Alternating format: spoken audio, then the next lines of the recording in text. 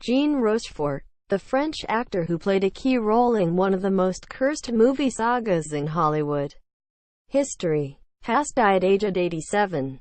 His daughter told AFP Monday, Rochefort was a French national treasure when he was cast to play Don Quixote in 1998 by the former Monty Python member Terry Gilliam, who dreamed of bringing Cervantes' unfilmable novel to the big screen. But things soon began to go wrong with the wildly ambitious project in which Johnny Depp was to play a marketing executive sent back in time who the elderly knight mistakes for his squire, Sancho Panza. The veteran actor was struck by a prostate infection on the first day of shooting in Spain, which left him in agony on the back of his half-starved horse. Then on the second day, flash flood washed away the sets.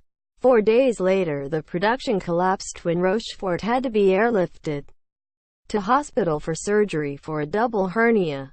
France 24's presenter Christopher Moore talks about Jean Rochefort's career over the next 2 decades. Gilliam failed 7 times to get the project off the ground again, and his doomed efforts to revive it became the subject of an acclaimed documentary, Lost in La Mancha. But last year Amazon finally agreed to fund the film, and The Man Who Killed Don Quixote will be released next year. Tensions with Gilliam. Rochefort was withering about working with Gilliam, telling French television in 2014 that the American director had starved his horse before shooting began to make it look haggard. An experienced horseman, Rochefort said he was shocked to see the people around me had apples tied to their backs so the horse would follow them.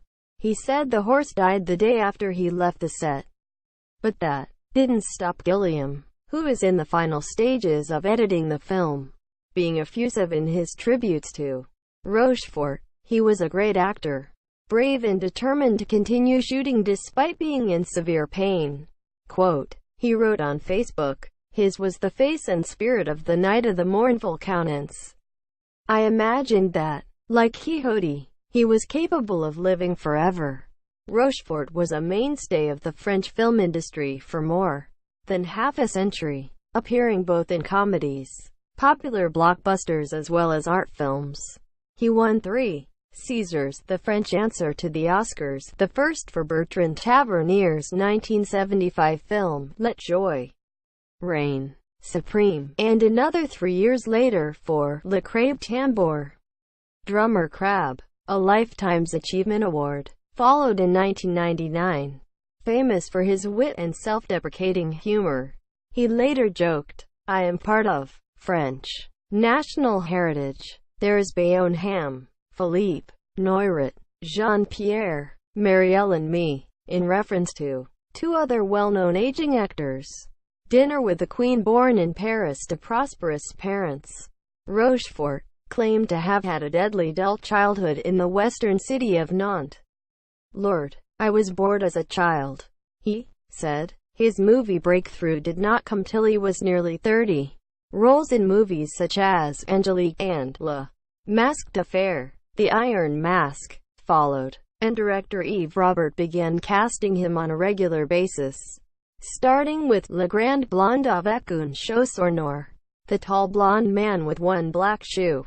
In 1972, he formally retired after starring in his last film, Floride, Florida. In 2015, playing a former industrialist who appears to be suffering from Alzheimer's disease.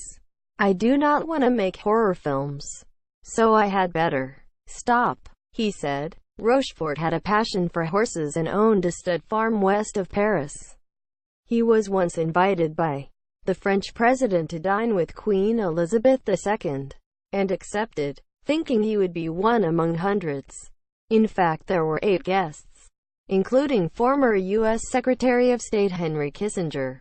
Rochefort found himself seated directly across from the Queen, but rose to the occasion, managing to make small talk about her daughter Princess Anne, a keen equestrian, the weather, and even blacksmithing. I have been told you still practice cold shoeing in Hampshire, he asked in reference to a waning method of protecting horses' hooves.